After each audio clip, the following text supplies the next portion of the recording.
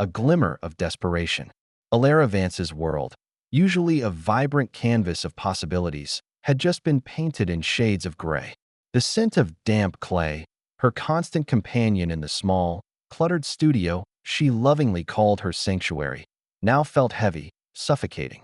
Her hands, usually nimble and sure as they coaxed life from shapeless earth, trembled, mirroring the tremor in her heart as she hung up the phone. Alara, Maya's voice, a thin thread of worry, drifted from the next room.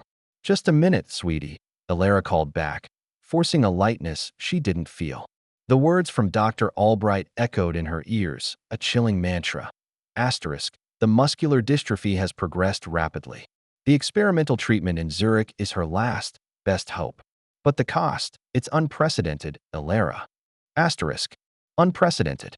That was a polite word for astronomical, a sum that might as well have been plucked from the moon.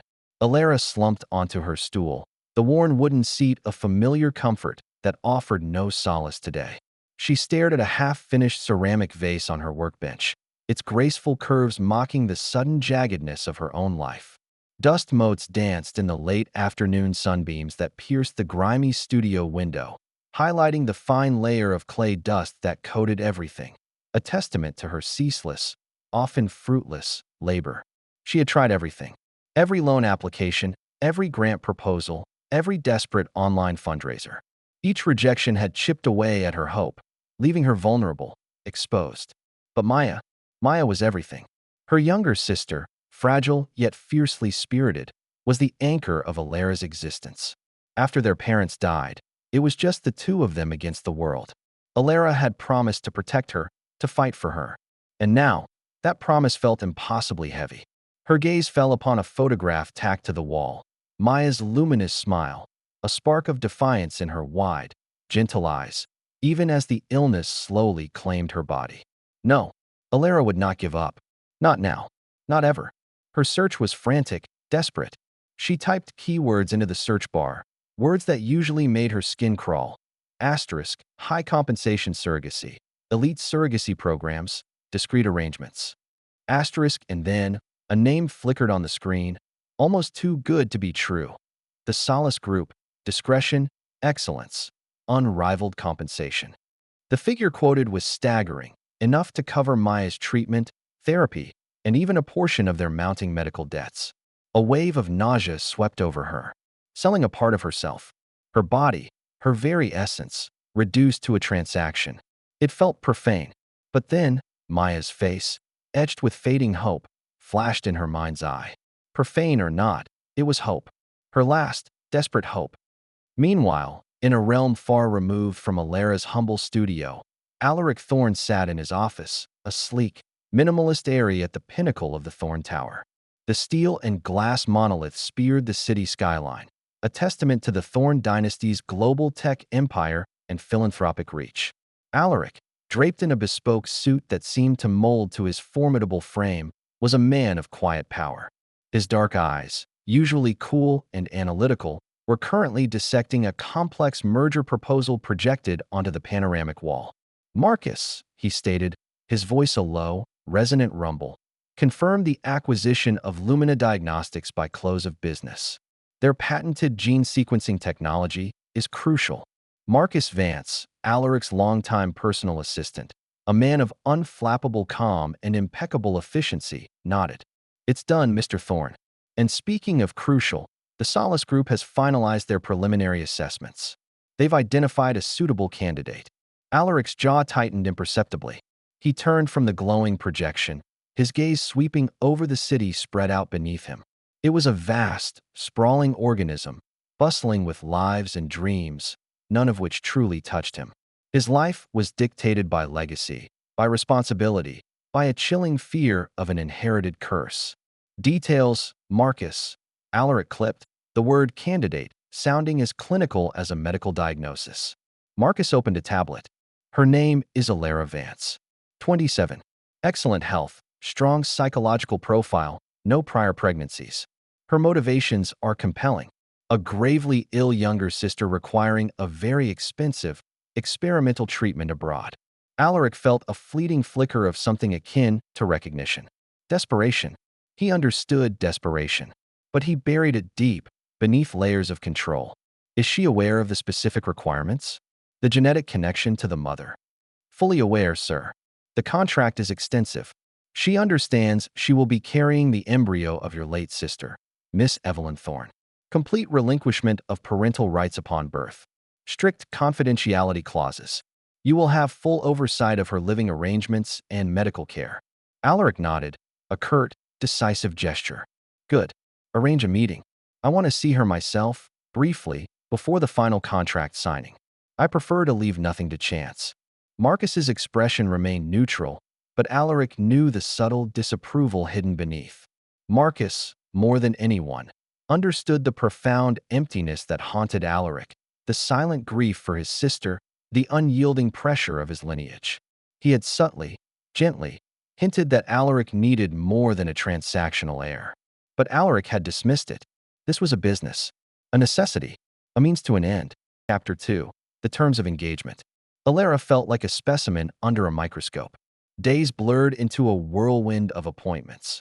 Comprehensive medical examinations, a barrage of psychological evaluations, and endless hours with lawyers from the Solace Group. The agency's headquarters, sleek and modern, felt like a high-tech fortress. Every detail was meticulously planned, every question probing. She answered honestly, driven by Maya's fading image. Then came the contract. A thick, intimidating tome of legalese. Ms. Albright, the lead attorney, a woman with eyes as sharp as her perfectly tailored suit, laid out the terms with cool precision. Ms. Vance, she began, her voice devoid of emotion, the terms are exhaustive. Complete anonymity will be maintained. No emotional attachment to the child is permitted.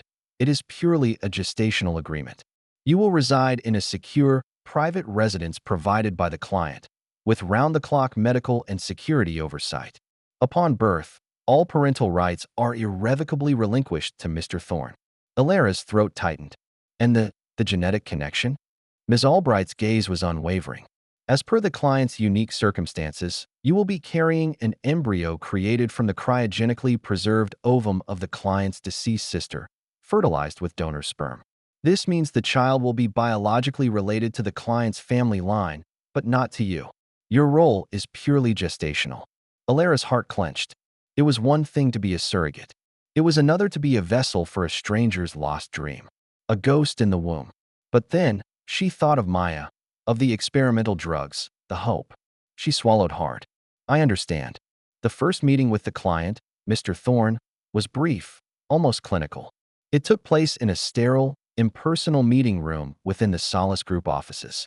Ms. Albright and another lawyer sat beside Alaric, creating an impenetrable wall of formality.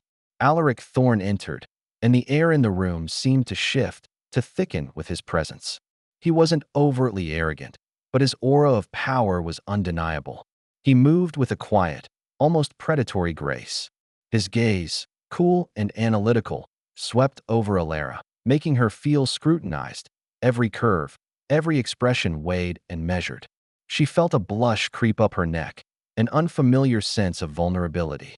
He didn't speak, letting Ms. Albright handle the introductions and reiterate a few key clauses. Alara noticed the slight tightening around his eyes, a subtle grimace at the corners of his mouth. It was a fleeting impression, but it suggested a man burdened, not arrogant. A flicker of something, perhaps sadness, deep within those dark eyes, quickly masked. He was a machine of efficiency, she thought, almost painfully detached. It made sense. This wasn't about love or family for him. It was a transaction of the highest order. When Ms. Albright finished, Alaric finally spoke, his voice a low rumble. Do you have any questions, Ms. Vance? His voice, deep and resonant, startled her slightly. She shook her head. No, Mr. Thorne. It's all clear. He gave a curt nod, his gaze holding hers for a fraction of a second longer than necessary.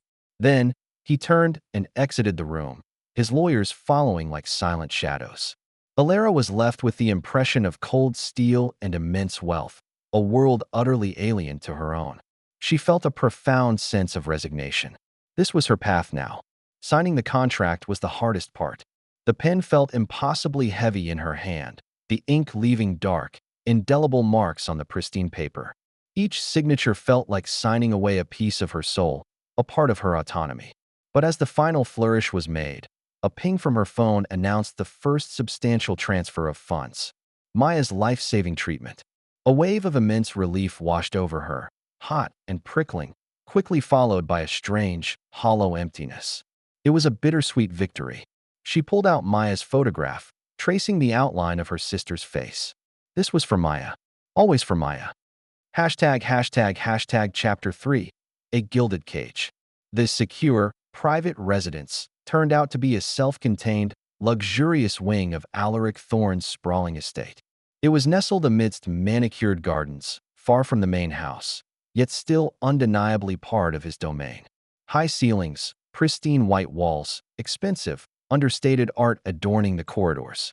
Every detail screamed opulence, but it also whispered isolation. Alara unpacked her meager belongings, her small collection of well-loved art books and a single, carefully wrapped ceramic piece, a delicate hummingbird mid-flight. It felt incongruous in this palace of polished surfaces. A personal nurse, Ms. Davies, a kindly but perpetually formal woman, was assigned to her. A nutritionist, a security detail, even a discreet driver for sanctioned outings.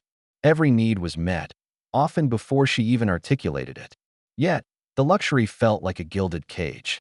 The staff, polite and efficient, maintained a professional distance. There were no friendly chats over morning coffee, no shared laughter. She was a precious cargo, a carefully managed project. It was lonely. She missed the vibrant chaos of her own small studio, the clatter of pots, the smell of fresh earth, the easy camaraderie of her artist friends.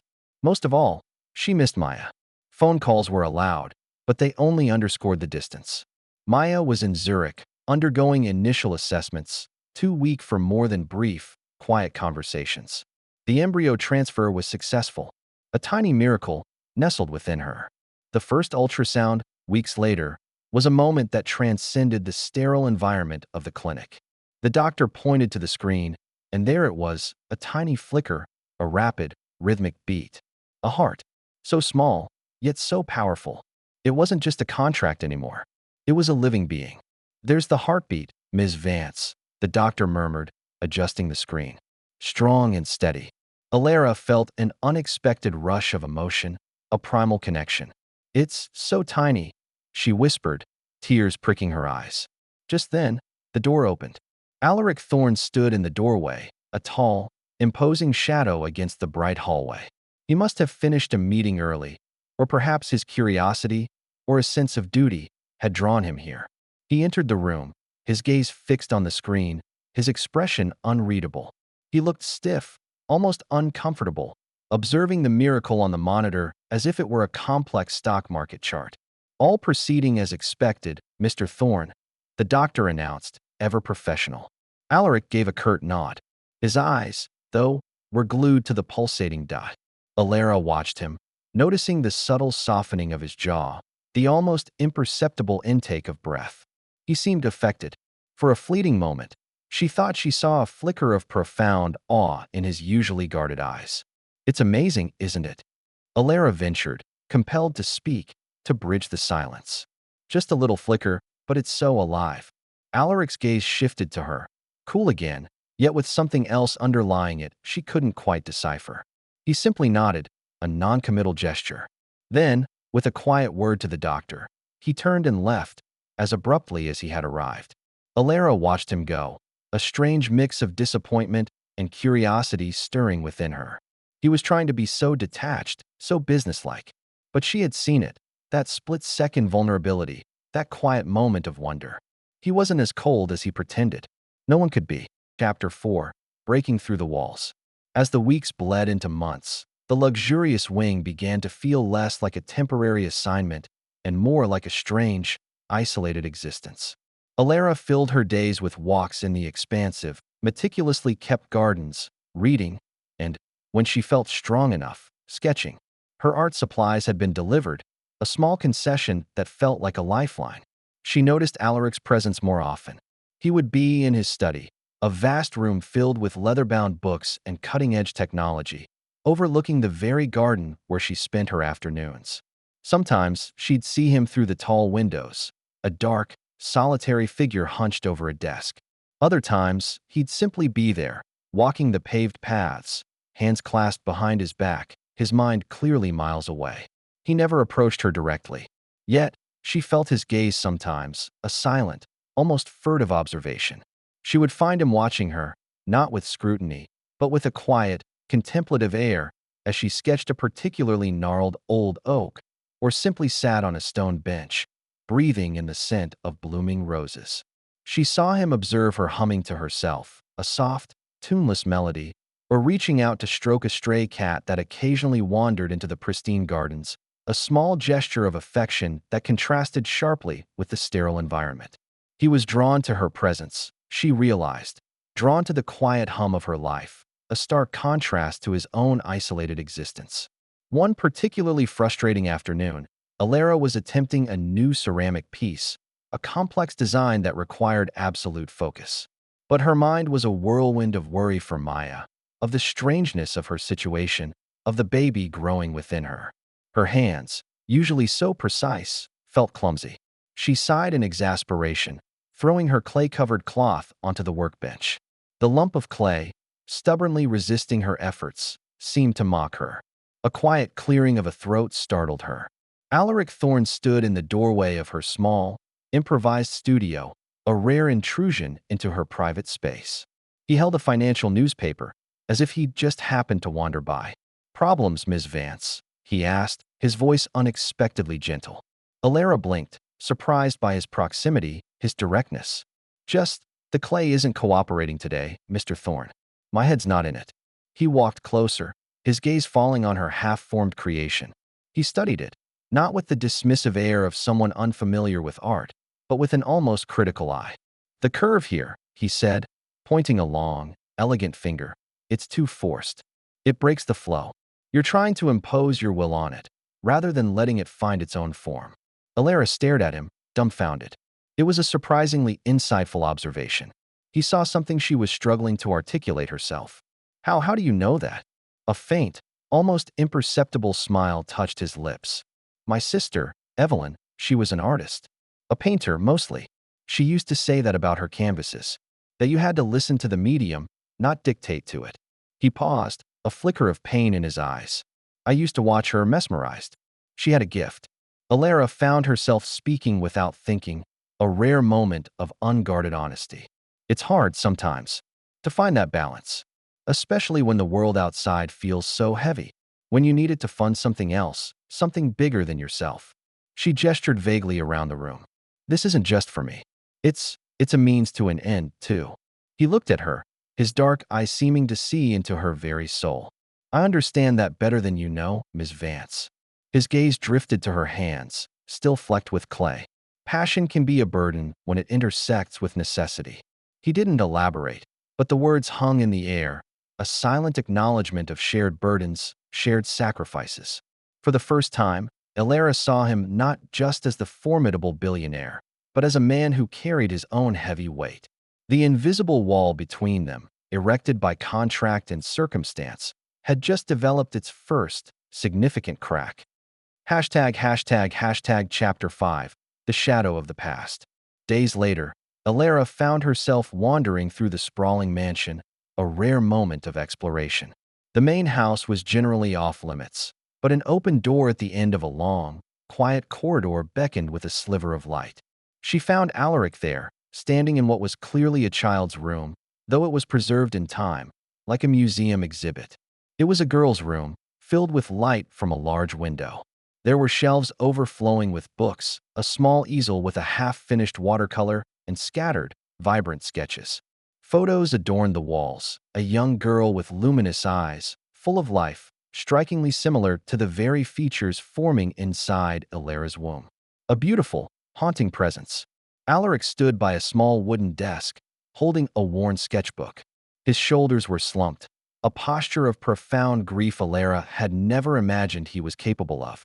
He wasn't the formidable CEO now. He was simply a grieving brother. "Mr. Thorne?" Alara whispered, hesitant to intrude. He startled, turning sharply, his face momentarily unguarded, revealing raw pain. "Alara," he said, his voice husky. He looked embarrassed, as if caught in a private moment of weakness. "I'm sorry," she began. "I shouldn't have. I didn't know." He waved a dismissive hand. "It's all right." This was Evelyn's room. "My sister." He gestured to the easel. She loved to paint. She was so vibrant, so full of life. His voice cracked slightly. "She had the same condition I carry. Familial dysautonomia. It's a cruel genetic illness that gradually shuts down the nervous system. Her quality of life diminished rapidly in her late teens. She died at 21. Alara felt a profound ache in her chest. The cold, scientific reason for the surrogacy now had a face, a story, a deep, human tragedy. I'm so sorry, Alaric." She used his first name instinctively, the formality suddenly too heavy. He looked at her, his eyes clouded with memory. Before she passed, Evelyn, ever the pragmatist, had her ovum cryogenically preserved. She believed in medical advancements, even if she wouldn't live to see them. She wanted her legacy to continue, free from this burden. He gestured vaguely to himself. "This child, this is her daughter. Our family's hope. Her hope. She was so bright, Alara. So much potential." The pieces clicked into place for Alara. The deep-seated fear of loss, the immense pressure, the reason for his almost clinical detachment. He wasn't just building an empire. He was trying to preserve a family, to defy a tragic fate. He saw his sister in the child she carried. He was trying to give Evelyn the life she never had. A wave of empathy washed over Alara. In this gilded mansion, stripped of all her usual comforts, she found a shared vulnerability. "My sister, Maya," she began, her voice soft. "She has a rare form of muscular dystrophy. It's aggressive. We lost our parents young, and it's just been us. She's my whole world. The treatment she's getting in Zurich, it's our last chance. That's why I'm here, Alaric. It's not just for money. It's for her life. It's for my family." Alaric's dark eyes softened, a profound shift. He looked at her, truly looked at her, not as a transaction, not as a vessel, but as a woman who understood loss, who understood sacrifice, who was fighting for her own family. He saw her pain, her courage. "Alara," he said, his voice barely a whisper, I didn't know the full extent. I apologize. I had no right to assume your motives were purely financial. And I had no right to assume yours were purely about legacy," she countered gently, a small, sad smile on her lips. "We're both just trying to save our families, aren't we?" In that moment, standing in the quiet, poignant silence of Evelyn's preserved room, the vast chasm between their worlds seemed to narrow, bridged by a shared understanding of grief, a desperate love for a sibling, and the immense, unyielding power of family. It was the first time they had truly seen each other, beyond the labels of billionaire and surrogate, simply as two human beings, bound by an extraordinary circumstance and the fragile hope of new life. The contract remained, a legal document, but something far more profound had begun to stitch itself between their hearts. Chapter 6. A Growing Tenderness. As the second trimester progressed, a subtle shift occurred in the meticulously ordered world of the Thorne estate.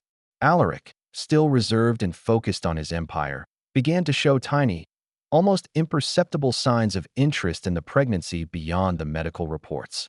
He would casually inquire about Alara's well-being during Marcus's updates, his voice betraying a hint of concern that wasn't there before. He started asking the nurse, Ms. Davies, about the baby's development, about the milestones, the tiny kicks, the first faint heartbeat. Marcus, ever observant, noticed the change. The rigid lines around Alaric's mouth seemed to soften.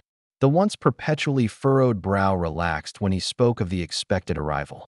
He even caught Alaric, on one occasion, discreetly scrolling through parenting forums on his tablet, his expression a comical mixture of bewilderment and fierce concentration.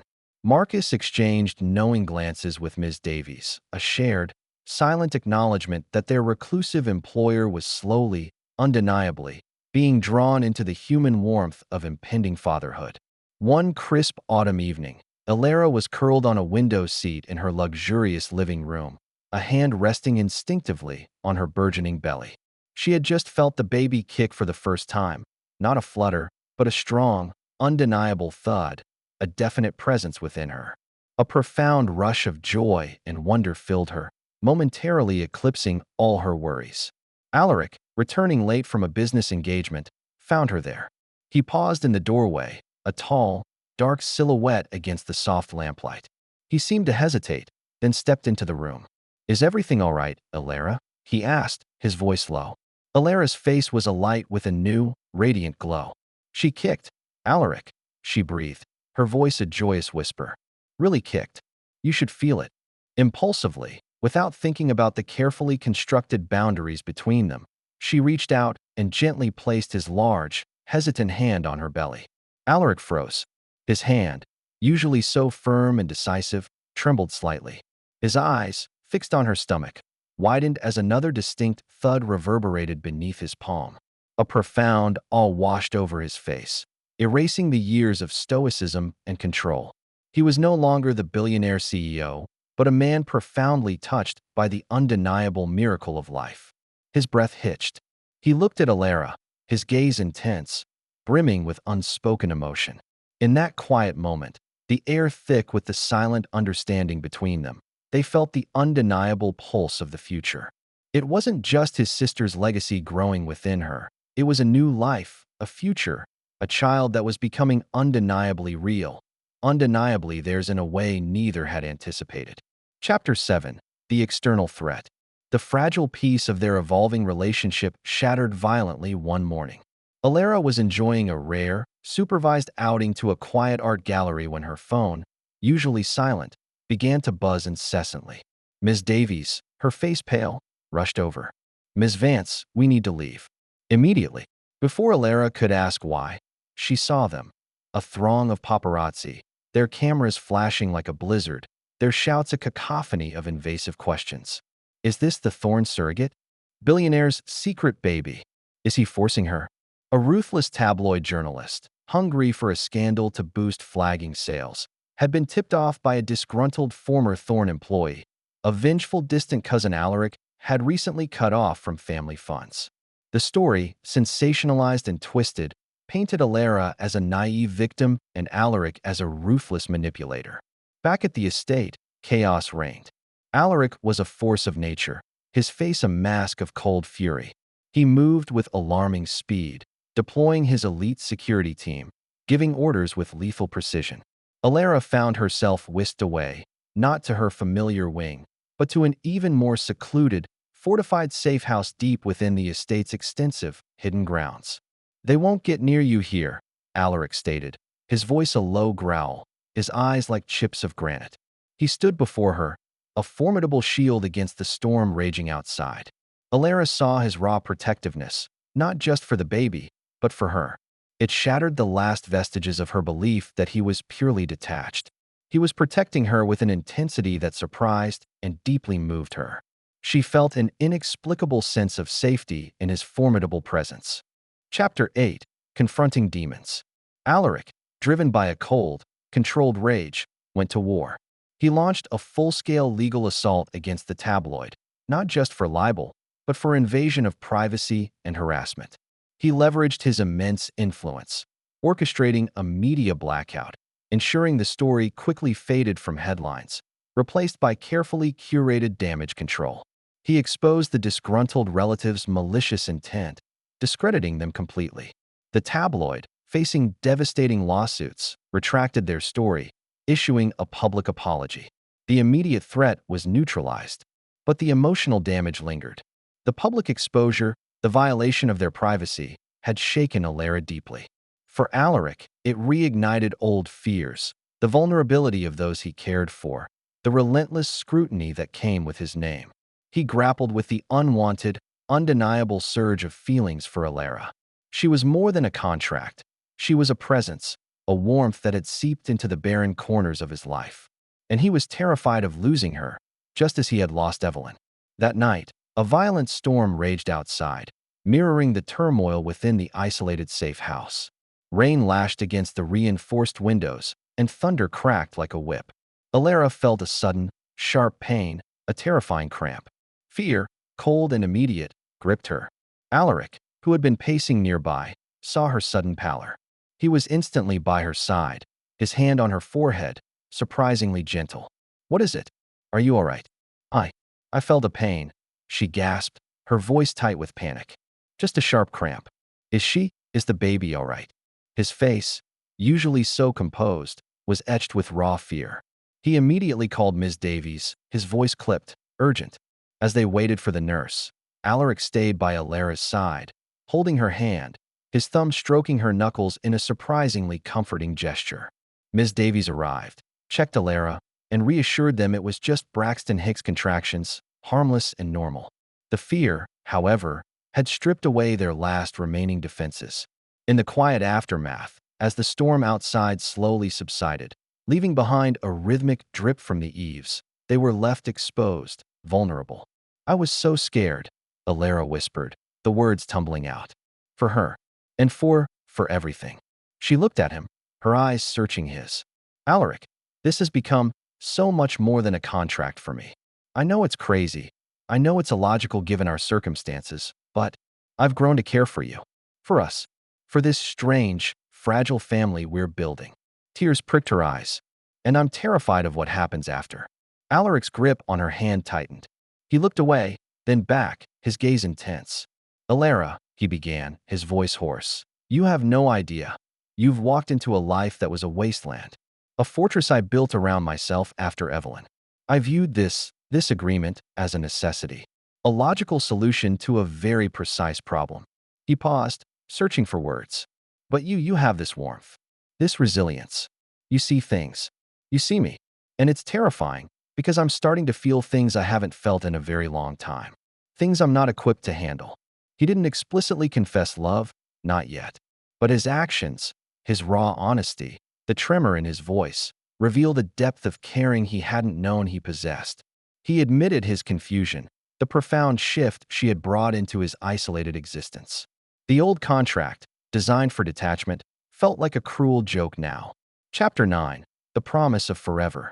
As the due date drew nearer, the atmosphere in the safe house, and eventually back in the main wing once the media frenzy truly died down, shifted from tense anticipation to a hopeful, expectant hum. Alaric was visibly nervous, a charmingly human quality that made him seem more approachable. He was no longer the cold businessman, but an expectant father, albeit a slightly bewildered one.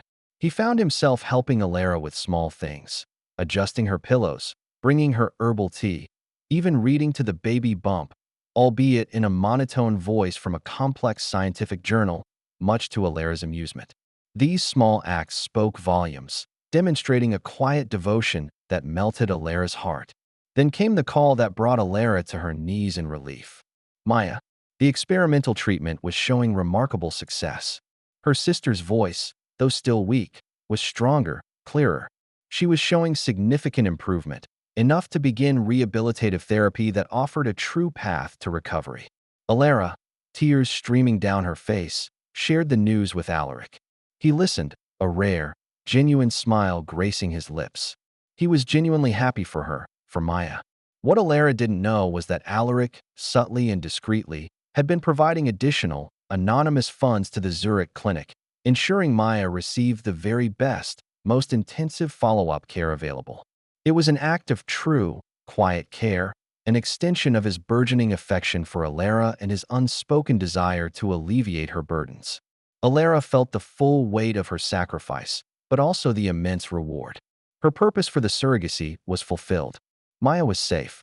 But something else, something far more profound and unexpected, had begun to blossom in the heart of this billionaire's estate. Chapter 10. The Arrival. The moment arrived in the quiet hours of a spring morning. Alara went into labor. It was a long, arduous process, the pain intense, but Alara faced it with the same quiet strength that defined her. Alaric was there, by her side, a silent, unwavering pillar of support. His hand, once so detached, now held hers with a desperate grip, his thumb rubbing soothing circles on her skin. He watched her, every bead of sweat, every grimace, every breath, witnessing her incredible resilience, her primal power. The clinical setting of the high-tech delivery room, bathed in cool, sterile light, was momentarily forgotten amidst the raw, emotional power of birth. He whispered encouragement, his voice rough with emotion, and stayed present, his gaze fixed on her, then on the monitors, then back on her. Finally, after what felt like an eternity, a tiny cry filled the room. The baby was born. A healthy girl. The nurses quickly cleaned her, and then, a bundle wrapped in a soft blanket, she was placed in Alaric's arms. He held her, stiffly at first, then gently, his large hands dwarfing her tiny form. His eyes, usually so guarded, welled with tears as he looked down at the minuscule face, the perfect fingers, the wisps of dark hair. He saw Evelyn's eyes, a brilliant, luminous blue, looking back at him. And in that moment, he saw Alara's gentle strength, her resilience, reflected in the baby's determined little cries. He looked at Alara, who lay exhausted but radiant on the bed. His eyes were shining, a silent testament to the overwhelming emotion that surged through him. "Thank you, Alara," he managed, his voice thick with emotion, barely above a whisper. "Thank you for everything." It wasn't just gratitude for carrying his sister's child, but for changing his life, for bringing this miraculous warmth and light into his solitary world. Chapter 11. A New Beginning. In the quiet aftermath, in the soft glow of the hospital room, a new family began to form. Alara, recovering slowly, watched as Alaric, utterly transformed, brought their daughter to her. He was clumsy with the swaddle, yet so incredibly gentle. He cradled her with a tenderness that melted Alara's heart. They talked about names. "Evelyn," Alaric suggested, his voice soft, "after my sister. With your blessing, of course." Alara smiled through her exhaustion. "Evelyn Alara Thorne. It's beautiful." He sat on the edge of her bed, his hand resting tentatively over hers. "Alara," he began, his voice hesitant, raw with emotion. "The contract, it means nothing now. It was never meant to be this." He looked at her, his eyes vulnerable, open. "I cannot imagine my life without you in it. Not after this. Not after you showed me what it means to truly live, to truly feel." He took a deep breath, his thumb stroking her hand. "I came to you out of desperation, a need to continue a legacy, to honor a lost sister. You came to me out of desperation, to save your own. We were two broken people, trying to fix our worlds. But somewhere along the way, you healed me.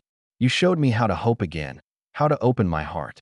This child, she is Evelyn's legacy, yes. But she is also the beginning of ours.